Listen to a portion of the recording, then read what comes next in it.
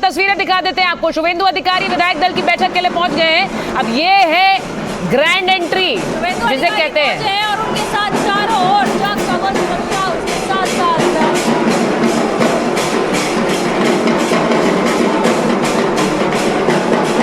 अधिकारी पहुंच रहे हैं। उन्हें रिश्तेदार से चले जाया जा रहा है। बात बता दूं, यहाँ पर जितनी भी पुलिस फोर्स तैनात थी उसने सल्यूट मारना शुरू कर दिया है शुभेंदु अधिकारी को। एलओबी के तौर पे उनका जलवा देखा जाता था, उनका बंदूक देखा जाता था। लेकिन इस समय मैं आपको बता दूं कि वो जैसे ही उतरे यहाँ पर, शुभेंदु अधिकारी जैसे ही अपनी गाड़ी से उतरे तो जितने पुलिस वाले खड़े थे उन्होंने सल्यूट मारा। ऐसा नहीं होता था, और ऐसा इसलिए नहीं होता था क्योंकि जब तक वो एलओपी थे तो उन्हें अतिरिक्त सुरक्षा प्राप्त थी। लेकिन ऐसा नहीं था कि उनका रसूख बंगाल में जो एलओपी के तौर पर था। दिखा रहा हूं कि शुभेंदु अधिकारी जो कि सबसे बड़ा चेहरा पश्चिम बंगाल के चुनाव में था, वो इस वक्त यहाँ पर विश्व बांग्ला शुभेंदु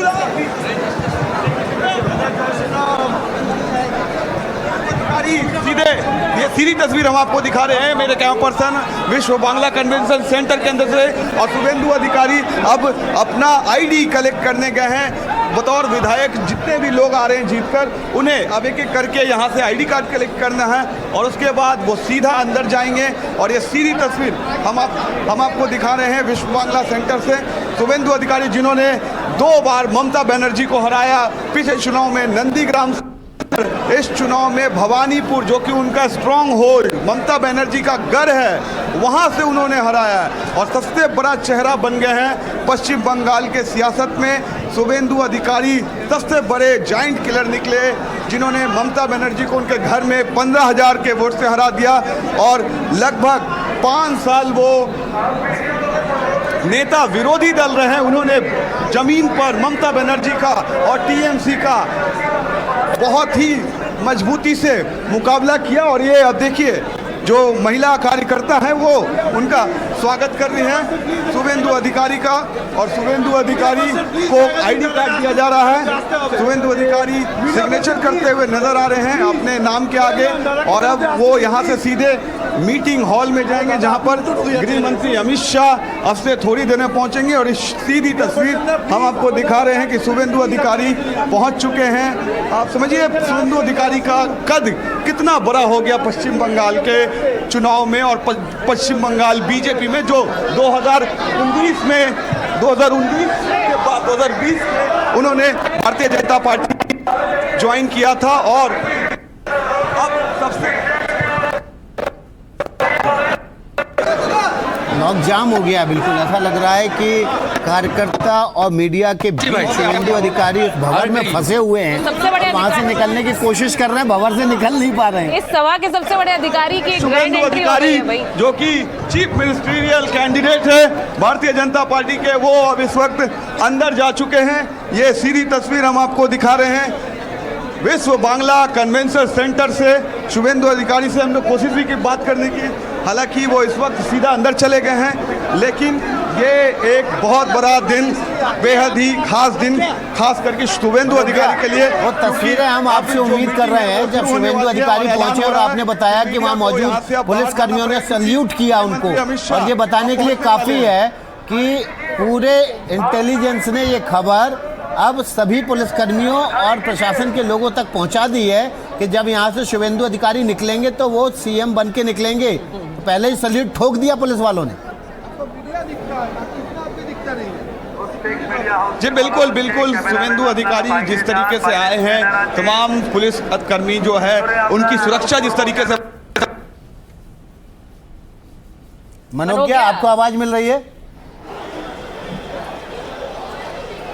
जी जी, मैं इसी का जवाब दे रही थी कि बंगाल में अभी इतने सारे नेता आए, इतने सारे विधायक आए, किसी ने सल्यूट नहीं किया। लेकिन जैसे ही शुभेंदु अधिकारी गाड़ी से उतरे तो यहाँ जितने पुलिस के कर्मचारी और अधिकारी खड़े थे सब एकदम अलर्ट मोड में सल्यूट मार रहे थे। और ये बड़ी दिलचस्प तस्वीर है देखिए, वो जब मंत्री रहे हों 2013, 14, 15 में ममता बनर्जी के रेजिम में, या उसके बाद भी अगर रहे हों, LOP भी रहे हों, तो सल्यूट कभी नहीं मिला है उन्हें पश्चिम बंगाल में, कम से कम मैंने नहीं देखा है। और अब यहाँ जितने हैं कार्यकर्ता, तो छोड़ दीजिए, कार्यकर्ताओं का समर्थन तो होना ही है, लेकिन जब पुलिस के यहाँ पर अधिकारी तैनात हों, कर्मचारी तैनात हों और वो सल्यूट करें, तो ये बात तो तय है कि अभी वो भले ही यहाँ पर अंदर एक विधायक बन के गए हों, लेकिन जब यहाँ से निकलेंगे तो वो विधायक दल के नेता बन के निकलेंगे और अपना दावा ठोकेंगे पश्चिम बंगाल में सरकार बनाने के लिए। ये बात हर कार्यकर्ता जानता है। ये बहुत कम ऐसा होता है कि विधायक दल में बैठक हो रही हो जिस तरह से होती है, लेकिन ये सबको पता हो कि इस नाम के ऊपर कोई और नाम का आना संभव नहीं है। संभव इसलिए नहीं है क्योंकि शुभेंदु अधिकारी ने अपने आप को उस मैदान में झोंककर, उस युद्ध में जाकर जीत हासिल करके अपने आप को बतौर नेता, बतौर कार्यकर्ता, बतौर विधायक स्थापित किया है। और ये जीत सिर्फ उनकी नहीं है, ये जीत उनके साथ खड़े हुए उस हर व्यक्ति की है जिसने उन पर विश्वास किया है। ये जीत गृह मंत्री अमित शाह की भी है, जिन्हें ये पता था कि वो विधायक दल के नेता तो निवर्तमान लेकिन भवानीपुर में उन्हें भेज पिछली दिया विधानसभा में भी थे शुभेंदु अधिकारी, लेकिन तब विधायक दल के नेता के तौर पर वो विपक्ष के नेता बने थे। इस बार जब वो विधायक दल के नेता बनेंगे तो वो राज्य के पहले बीजेपी के मुख्यमंत्री बन जाएंगे।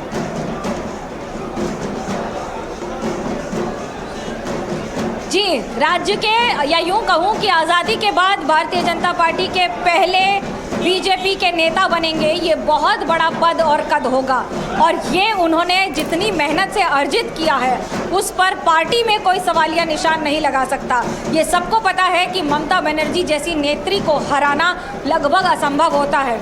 नंदीग्राम में हराया, 21 में ठीक था, लेकिन दीदी ने सरकार बना ली। पर 26 में आकर नंदीग्राम के साथ साथ आज नंदीग्राम के अलावा भवानीपुर में जीत हासिल करना, पर ये बात कहने लायक है कि अगर गृह मंत्री अमित शाह ने उनसे कहा कि आप नंदीग्राम तो जीत जाएंगे, मैं तो कहूँगा कि भवानीपुर जाकर ममता बनर्जी को वहाँ से लड़ के परास्त करके आइए। तो अगर नेता ने कोई बात कही तो बतौर कार्यकर्ता शुभेंदु अधिकारी ने हामी भर दी, पर उन्होंने भी उनका साथ नहीं छोड़ा है। नॉमिनेशन में गृह मंत्री का आना बहुत बड़ी बात होती है, और जब वो रथ मुख्यमंत्री ममता बनर्जी के घर से निकल रहा था तो टीएमसी के कार्यकर्ता स्लोगन कर रहे थे, जय बांग्ला के नारे लग रहे थे।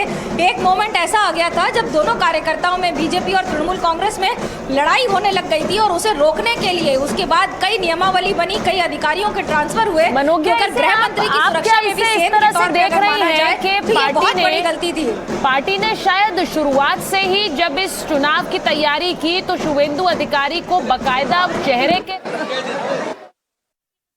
शुभेंदु अधिकारी की विधायक दल की बैठक में पहुंचे हैं, और ये अंदर की तस्वीरें हैं, वहां पहुंचे हुए हैं, मीडिया उनसे बात करना चाह रही है। सुनवा देते हैं, जरा सुनवा दीजिए। ये उस वक्त की तस्वीरें हैं जब वो अपना ID कार्ड ले रहे हैं वहां पर, और देखिए जो कतारबद्ध आपको लोग दिख रहे हैं, जो कार्यकर्ता हैं, उन्होंने उनका पहले चंदन लगा के तिलक किया, फिर उनको उनका ID कार्ड दिया, और हर विधायक को ये ID कार्ड उससे पहले उनका तिलक लगा के फूलमाला पहना के स्वागत किया जा रहा था। ये उस वक्त की तस्वीर। ये मैंडेटरी जो आप कह रहे थे कि भाई एक कस्टमरी है, वहाँ पर ID कार्ड लेना है, वो भी ले रहे हैं। सबको पता है कि अब उनकी भूमिका पार्टी में क्या होगी, बंगाल में क्या होगी, लेकिन जो प्रोटोकॉल है उसका पालन हो रहा है। यहाँ से अंदर तक की तस्वीरें आपको दिखा रहे हैं। जब वो निकले हैं, जैसा विकास ने कहा कि पुलिस वाले सैल्यूट कर रहे थे, उन्हें भी पता है बंगाल के नए अधिकारी आ गए हैं भाई, तो उनको सैल्यूट कर रहे हैं। सतीश केसिंग जी की बात जानना बहुत ज़रूरी है, क्योंकि सतीश जी कहते हैं ना कि वे भेदियाँ हैं, लेकिन बीजेपी ऐसी वॉशिंग मशीन है जिसके भीतर आने के बाद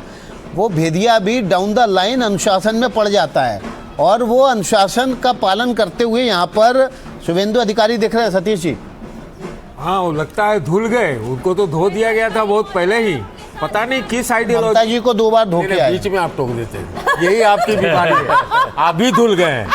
सुनिए, मैं ये कह रहा हूँ, जब ये नारद शारदा वाला हुआ था तभी ये अचानक से भाजपा में आ गए। हमको ये पूछना है कि थोड़ा NDTV निकाल के दिखाए कि उस समय जब ममता के साथ थे तो हिंदुत्व पर मुसलमान MLA को लेकर के क्या बोलते थे। और एक चीज है सतीश जी, अभिषेक बनी है तो first and foremost law and order को ठीक करना, और हमारे भाइयों और बहनों सबके लिए उनका जो सुरक्षा उनको वापस देना, ये सबसे बड़ा काम दीदी, है। आप बन रही डिप्टी चीफ मिनिस्टर, ऐसा खबर है, अगर आपको मौका दिया गया, क्या कुछ करेंगे? महिलाओं का मुद्दा इस बार बड़ा चेहरा रहा है। हम मोदी जी के सैनिक हैं, हम इससे ज़्यादा कुछ नहीं बोलेंगे।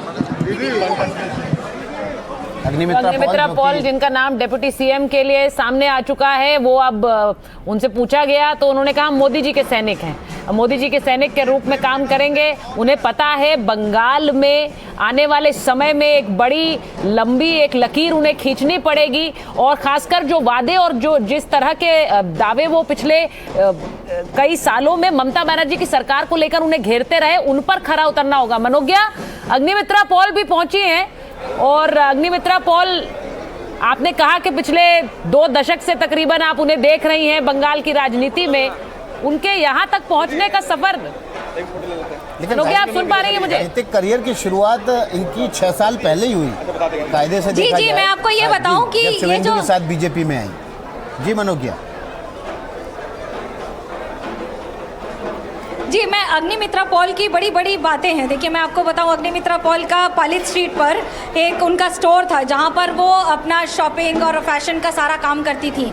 उन्होंने बहुत राइज किया है, बहुत मेहनत की है। भले ही वो पॉल फैमिली से आती हो, उनके खुद की जो स्किन बिजनेस और बाकी सारे में काम है, लेकिन ऐसा नहीं है कि हर समय परिवार से किसी महिला को जब एक कदम बढ़ाकर आगे लड़ाई करनी पड़ती है तो वो उसकी अलग कहानी है। ज़रूरी नहीं है कि हर एक चीज़ ऐसी होती है और इतनी आसान होती है जितनी दिखती है। उनके छोटा सा बेबी हुआ था और बेबी के साथ वो राजनीति भी कर रही थी, फैशन का काम भी कर रही थी, क्योंकि ये पता नहीं था कि आगे भविष्य क्या होगा। पर 14-15 में किसको लग रहा था कि पश्चिम बंगाल में कभी बीजेपी की सरकार बनेगी? जहाँ जाती थी मार खाने के लिए, परिवार से भी उनको कितनी बार सुनना पड़ा था कि जो कर रही है वो सही नहीं है। धीरे धीरे समय लगा, लेकिन फिर सब साथ आए। पर आसनसोल में जाकर, जो उनका पैतृक गांव है, वहां जाकर जब उन्होंने कैंपेन किया, उन्होंने जीत हासिल की। आज भी अधिकतर फ़ोन खुद उठाती हैं, आज भी अधिकतर लोगों से खुद बात करती हैं, शांत रहती हैं, सामान्य रहती हैं। उन्हें आज भी 3 महीने पहले ये पता था, मुझे कह रही थी कि मनोज्ञा, चुनाव तो लड़ लूँगी, जीत जाऊँगी, सरकार नहीं बनी तो फिर मार खाऊँगी।